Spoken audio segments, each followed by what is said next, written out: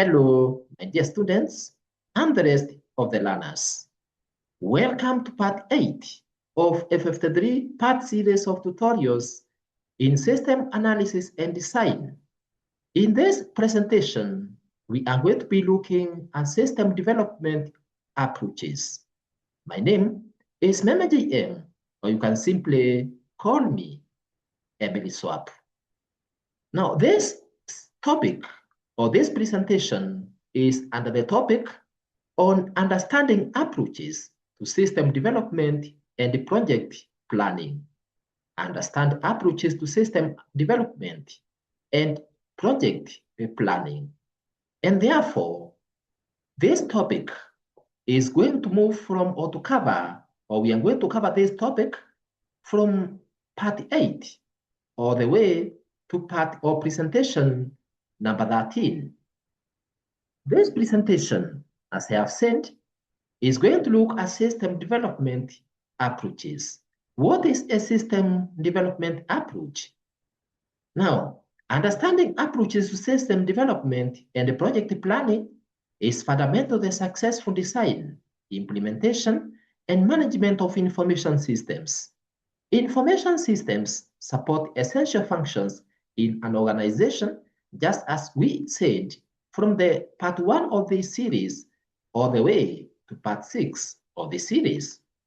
For example, in an institution, for example, by the name EMELISWAP School, the information system may support functions such as student registration, examination processing, finance management, staff administration, and e-learning.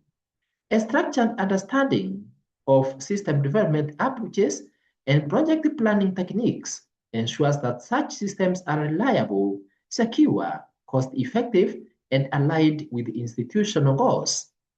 And therefore, system development is the organized process of creating a new information system or improving an existing one to solve organizational problems or improve efficiency. It begins with identifying a need and ends with implementing and maintaining a working system that has been developed. Importantly, system development is not purely technical. It is also managerial and human-centered, as it affects work procedures, job roles, and information flows.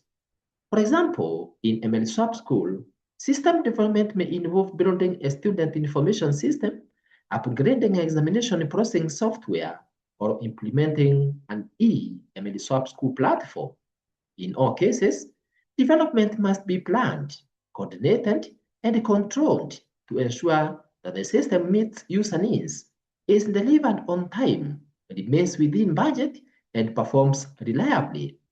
A system development approach is therefore the general strategy for organizing and controlling this process and describes the overall philosophy or method used to plan, analyze, design, build, test, implement, and maintain an information system so that it meets the user and organizational requirements efficiently and effectively. It provides an overall structure for development activities, reduces uncertainty and technical risk, and ensures that system output align with business objectives and user expectations. In practical environments, such as public institutions, the chosen approach influences documentation standards, stakeholder involvement, development speed, and the quality of the final system. Therefore, system development approaches describe the overall philosophy or strategy used to develop an information system. These approaches guide how problems are identified, how requirements are analyzed, how solutions are designed, and how systems are implemented and controlled. The common approaches that are used in developing a system include structured approaches, the object-oriented approaches, and rapid or evolutionary approaches. Let's look at structured approach, or what we call the linear or waterfall model. Structured approach emphasizes formal planning, step-by-step development, extensive documentation, and strong managerial control.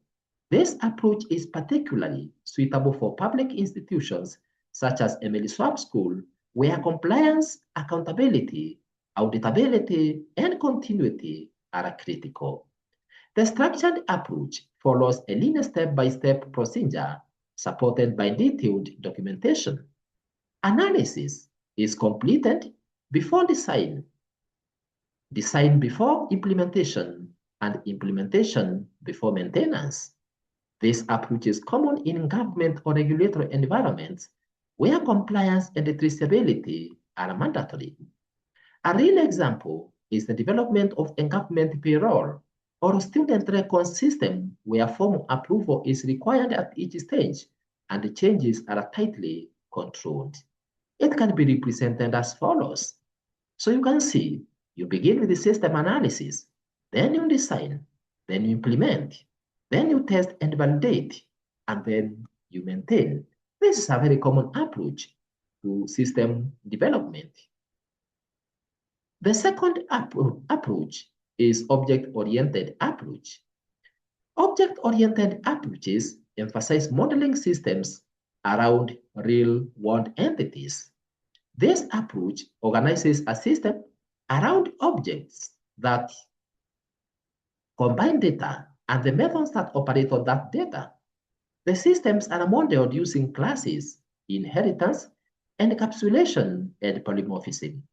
If you want to learn more about these characteristics of object-oriented, including what we call object-oriented programming, just check within this EMELISWAP channel for object-oriented programming presentations, mostly in C, and you can also go through object-oriented programming approaches using Java, both of which are courses within this channel.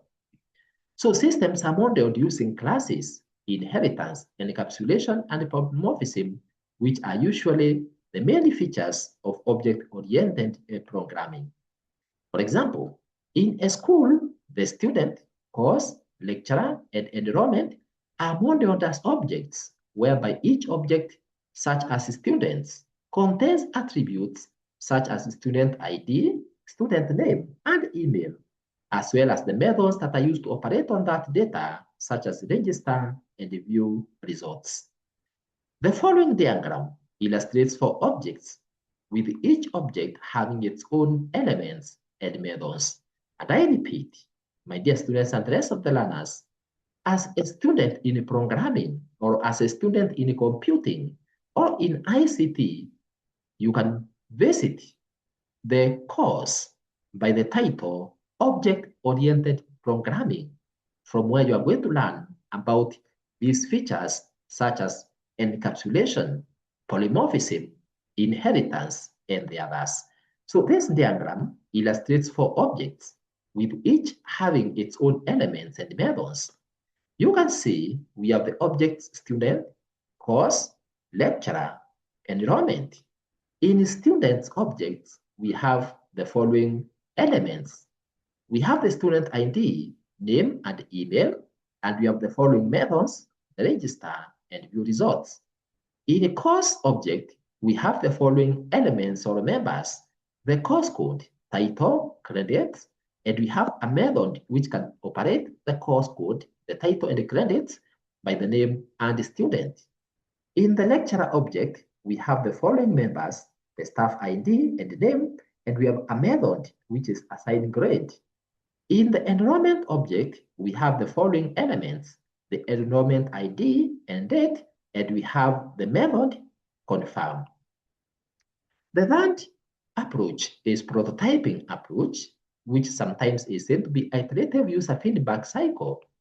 The prototyping approach emphasizes early construction of working models to classify requirements or to clarify requirements. For example, a student portal or registration system may initially be developed as screen mockups and simple workflows that allows users to interact and provide feedback before full-scale development. The following diagram illustrates this approach. Remember, prototyping is simple. It simply emphasizes on early construction of working models to clarify requirements, working models. So this is how this approach works. First of all, we establish the initial requirements. Then we build a prototype. We carry out user evaluation to check whether the prototype is okay. And then we refine the requirements based on the user expectations. And once we refine the requirements, we may move again. We build the prototype. Then we allow the user to evaluate the system. Then we refine it based on the user requirements, and that process continues until when the user is satisfied. The fourth approach is the Agile or iterative approach.